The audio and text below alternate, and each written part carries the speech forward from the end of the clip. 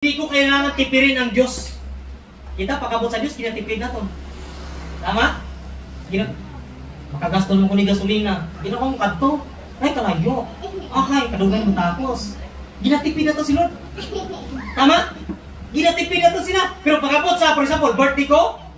Lapit na birthday ko, September. For example, birthday ko, wala ko ginatipid. Galing mo ko, pero si Lord, ginatipid na to. Tama? Ay, ka-Lord. Ano lang yung Lord? 1K. Natawag wala kung wala kay Diyos. Ini, sino nga tag pila ni Bakal ni Bro Bibi? Bro Bibi siya ulit. 14, 15, 13. Kung si Bro Bibi wala sa Diyos, mga tagka 1,000, libo-libo sila. Ibakal mo na bugas. Tama? Pero diri ko na-realize, bago ko lang na-realize, habang kataon ko siya, pamisara si Bro Bibi. Diri ko na-realize, God owns everything and we are own nothing. What is the value of 20,000, 15,000 than the value of life that God gives to Bro Bibi? Tama? What if nakahatag ka ni 15,000, 20,000, lula ka po yun. Di ba? Diri ko nakita. What is the use of these things kung wala naman kayo kabuhi? Pero naintindihan natin, diri ko na-realize, once ma-encounter sang tao kung sino si Jesus sa iyang kabuhi, He can give everything. He can give everything. Wala na isip-isip. Wala na ka makapaminsan. Ay, damo na kong gasto sa church. Ay, damo na kong nabulig. Wala na isip-isip. Mga electric pa na to. Sino ka pandikit na? Mga kauturan tang bakal sila. Pero nag-iisip sila sa kwarta. Wala sila mag-isip. Kaya nga, nag-iisip sila na ang Diyos din maghahatang sila balik 100%. Tama? Yes! Sa pag-abot sa Ginoo, I advise you. Except na inyo kung magsunod ka mo. I advise you. Pag-abot sa galastusan sa Ginoo, huwag niyo tipirin ang Diyos. Gets? Amen? Huwag niyo tipirin ang Diyos. Tingnan, ang Diyos mismo magbalik man sa atong nakabot. Amen? Habang arita sa siningang kalibutan, ang Diyos mismo maghahatag sa atong sang pinaka-the-best. Ang matutod na the-best mga utod ko, hindi lang yung buta ka sa kwarta, kundi buta ka sa kalipay na may Diyos. Tama? Kaya sa tulang nga hamba according sa study, damo mga tao na damo kwarta, hindi sila malipayon. Hindi sila malipayon. Mostly sa damo ang kwarta, hindi malipayon. Ang isa nga, nagpasubo-subo sila. Bisan pasubo-subo ka, huwag kagyapong kwarta yan.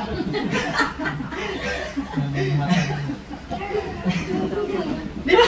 Ang mga study mo. Pero nang tawag lang wala tayo kwarta, we can smile. No? Sa mga taon to, pailit na lang, nasa tawag. We can smile, yes. Natawa mo lang. Mukakadto lang ta sa kaingalan o hindi ta mukadto nga trip basta para sa Ginoo papuli na ton. Dagan venture lang ta ba? Pero sa tudlang kapoy bala. No, pero pag-abot sa likoton sa Dios, dagan venture lang ta ba? Especially pag motor, no, motor. Gasunod kami Tatay Lope, Pastor Jigger, no? Gasunod kami, ari Pastor Bro Rocky, no? Pastor Rocky, lugan namin ang pangalan, Pastor Rocky. Ano yung matapang? Pagbakanta, no? Imagine maglagad sa motor, apa si Pastor Bro Bibi, di ba? Di pastor pagit, my goodness, ang damo, no? Natawa, kaya nga, ginatudlo ka mo sina? Di ba naghalin ang mga leader sa church na to, mga ministry na to? Di man. Tama? Di ginagamit.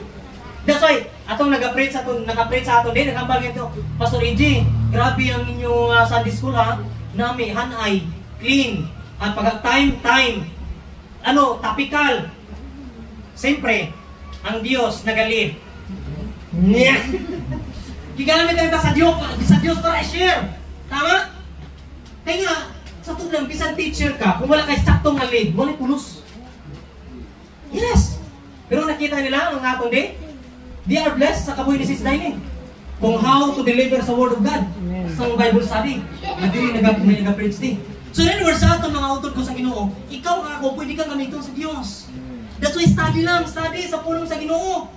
Hindi ba rin pamprisanay? Kaya nasa doon lang, Pastor, kapagin magsimba pastor, kaya yung pastor na, grabe kakahon sa sungad.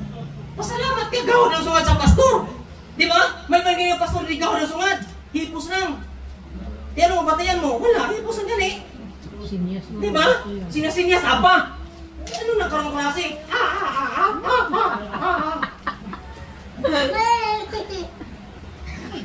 Di ba? Huwag na. Nasa pasalamat ka, at mga pastor natin, mga bastugan. Diba? Wala yung problema. Kasi mga utod ko sa Ginoo, nang excited na mag-share sa pulong sa Ginoo, kaya we are true worshippers of the living God. Amen? That's why amo na ang true worship. That's why the revelation of God is fuel for the fire of the word of our worship. So ang pagsimba mo daw sa Ginoo, amo na ang gasolina mo. Amen? Gasolina para makasustain ka sa siningang kalibutan. Kaya whether you like it or not, tatawa lang ba lang? Hindi ka mo mga kibang mga babae ha. Mga mood sa mga babae daan, dasig ni ma-change. The bagyong nitang. Bagyong unit, pwede man. Dasig ma-change ang ilang mood. Pagkaaga namin ang mood, pero dugay-dugay lain ang mood. No, hindi na masapak. Kaya ko yung sapakon, basin masapak ang gigya. No? Dapat insindi yung lugit. Huwag pa nga sila ng pinupos. Pero mood nila muna. Di ba? Medyo na nila. Pero mga babae, gusto ko mong ha? Hindi ka mo padalas yung mood. Kaya ba silang lalaki, high blood, i-mood-mood tulong sa oras. Di ba? Oo, tuod lang. Kaysa tuod lang, hindi tanan makakontrol. Hindi tanan makakontrol. May mga tao wala kit self-control. Di ba? Especially pag ang partner mo wala sa Diyos. My goodness. Gamay na na. Kung mangod ko siguro nga lalaki ba, may counter? Sige, gahon na sungad, boom! Isang papakpis. That's why, damo siya asawa, kanin sa Manila. Aginagdo ko no, may mga asawa sa Manila. Agay, maraming taa. Di ba ko dito isa? Eyo. Nagtada mo ay? My God. That's why, ang asawa sa Bong, alin sa Manila, duha. Nagabot sa Cebu, yung tatlo. Ay, lima na siguro. Pati ang ibang, gatsata sa akon, ang mangod mo malalaki. Alangan, babae, ang isa ng mangod ko. Di ba? Gibiyaan ko. Napatay, gibiyaan. Alangan akong sagop, mga bata. Hindi kita halos kasagop sa isa kabilog. Di ba? Isa lang yung aton, bulay ang bata. Tapos ang mangod ko, tatlong na kabilog bata. May isa, way pinag-claim. Tapos nag-chat ng babae sa ako, my goodness. Ay, may ko na pagsapa ka. Di ba? Eh, sometimes sa aton malaw, hindi ko maintindihan ang ginatawag worship. Kaya sa aton lang mga utod ko, kontrolo na ito na aton na baba. Kaya sometimes sa baba, di na natin maintindihan kung matutod ka manugsunod kay Kristo, followers of Jesus Christ. Kaya sa baba natin dasig maglula, hindi maayo. For example, sa mga Bisaya ko, I don't know kung may mga kaupod ko mo sa lubrahan ng mga Bisaya, ang inyong mabatian, giatay. Panguyayaw na. Pisti. Panguyayaw na. Pero ito, mahita mo sabay, no? Pisti, yung bata ni, pisti, yung lubrahan ni, mahita mo sunod. Pero mahita ka ba, panguyayaw na. Wait and sindi. Di ba? Pisti. Nako, sige kung mainit ang sige pala panguyayaw. Kung may pulos mo puyayaw, bakbak mo, ati pa na bakbak mo. Kaya ngipon, ang untong ng katato, kabilo, maapat, ginaon. Eh, isang na sita, amin na itong balat namin pamatian, pisti, giatay, lim, ano kulira, o napatian nila sa mga Bisaya. Damo na. Kulira, giatay, pisti, yawa. O, amo na sa Bisaya ha? Nakita, mahilig ka magsunod-sunodaan. Di ba, may pagkaano kita. Sunod-sunuran. Pero kung pagkabot sa problema, grabing hibi ta. Pero may takabalo ba na? Tungod na sa pumuyayaw mo, nagkaroon ka sa kanuna. Di ba? Sa to na mga utod ko, ako sa panahon mo may problema, always mo kinakanta ang kanta niyo galang, O Diyos, yari ako gapalapin sa imong tiilan na galuhod. Di ba? Kaya ako galuhod ko yan. Galuhod ko, pag di ko nakaya, galuhod ko. Kaya nga, that's the true worship. Di ba? Ang naubraw naton, hindi ta magpadalang kaya naton. As much as possible, mga bata naton, mga abya naton, tsata naton, tiksa naton. That's the true worship. Ano ba, we are willing to, willing ka ba lang, mangimbitar? Di ba? Willing ka mangimbitar. That's why sa aton, mga utol ko sa Ginoo, ang atong kagalingon, ibutanggit sa tubangan sa Ginoo, sang tsakto. Para makimbitar ka sa tsakto. Kaya sometimes, ginatulog ka, may isa ka lalaki. Nasa lang yung testimony. Tune. May isa ka lalaki. Na-convert siya na Kristohanon 2018. Na-convert sa Kristohanon. Pero sa piyak ng pagiging Kristohanon niya, may double life siya. May double life. Anong double life niya? Sugal, intra sa fraternity, mga porn, tanan. Ara siya. Pero worship leader siya. Ay, basta kay leader siya sa church. Pero niya po sa punto na mismo yung ginashiran, naghambal. Kaibigan, that's the reason na hindi na ako naniniwala na may Diyos. Kasi lahat ng ginobra mo, hindi maka-Diyos. Doon, ano siya? Daw ginadurog siya? Daw ginakong sa bisaka? Daw ginalusak? Ginalubok? Ginabayo? Iyang aduhan. Kaya sometimes ganyan ang tao, galantaw ganyan ang tao sa atong mismong ginaobra. For example, sa ako, nag-obra ko, hambang ko, hindi ka mo mag-inom. Tapos makita niyo ko sa bangga. Ay, si Pastor AJ, nakita ko to nag-inom. Grabe! Di ba? Or makita niyo ko, grabe si Pastor AJ, nakita ko to, nagsugal! Nakapar siya, giste, 30! Oh. Ang tao naglantaw na sila mo. Okay lang maglantaw ka sa tao. Pero lantawa ang tao nga iya sa Diyos. That's why ikaw, iya ka naman sa Diyos, tadlo nga ang kabuhi mo. Ang imong pagkadasig mga kik, dapat iya matamato mo, kontrolon mo. Di ba? Kaya sometimes sa aton lang, ang malungo mo, mas dasig mga kik ang babae subong kumpara sa babae. Correct. Oh, kita ko na, manila correct. Meaning, okay, gid siya, agree. Tama? Dasig ang mga babae subong mga kik. Di ba? Sometimes ito pala. That's why ang blessing na to di mo tupa sa atong balay. Ang blessing gina-pray na to di mo tupa sa balay. Kaya nga, ang babae, nag-asta lalaki. Ang lalaki, nag-asta babae. Di ba? Ang rules ang lalaki gigya. Di kaya ang rules ang babae, ay rules ang lalaki, bigay yung brawan babae. That's why ang babae to, gabi ka na lang sila gasilpon. Ikaw yung gapanglaba, gatungit, ikaw yung gasilpon, scroll Facebook, di ba? Tapos chismis. Tapos tungit. Ano sa cellphone ba? Scatter. Ano sa cellphone? Sugal. Sa to lang. Dito sa lubrahan, makita ko na. Di pa malanta ko ng mga may Gcash. Nakabang. Playzone. Balag ko na na. Di pa malanta. Pero di ko ma-mention sa names. Hindi mo tayo dili mo. Matagal kayo dyan. Mautod ko sa Ginoo. Ang babae, ang browns ang babae, ang sunod sa balay, siyempre, manghimos ka. Manglaba, di ba bro? Manglaba, manghugas. Ano gina? Manghalay. No? Basta kayo ara sa balay, magdiga mo. Manglimpyo. Di ba? Ang lalaki, siyempre, mag-ubra, magtinguha, ang pamilya, malid sa sakto, mga kabataan, magsunod sa sakto. Di ba? Di ka nagsuli. Ang babae na dito na. Ang babae, kaon na lang, tawgon, kaon na. Di ba? Tapos, ang isa, ato na, grabe, grabe. Di ba? Ang babae mangambal, ang lalaki mangambal. Aga, timplahin ko kape. Anong timpla? Ikaw timpla, ikaw yung kape. Di nang submission sila. Dapat pasalamat mo kung ang partner nyo naglambing sang kape man lang. Tama? O for example, ga, panghugas na. Kay, makaon na ta. Layo utok niya. Ang iba, ikaw manghugas na. Ang problema kung wala kayong hugasan. Ano, pilapan mo? Sa tuod lang mga utod ko, ang pinakaayaw ko, Gid. Ano man magtambak ang mga hugasan sa basurahan? Ay, sa mga tao na, lababo. Di ba? Hindi pwede na. Kaya nga, ang worst pag ginawa, mga babae sa mga, hindi, kuhay ka mo ginatiro. Kung di based on understanding, ang pag-study ko niya, mga babae, pagkatapos kaon, bigtada sa kwarto, bigtada sa buwak, bigtada kung diin. Tapos ang lugasan, pasagan ng bana, tapos akikan pang bana, huwag kagin manghika mga ugas, eh ikaw na ulahin, ano ni slippers? Tama ka siya. Ay, huwag ko, may guwag.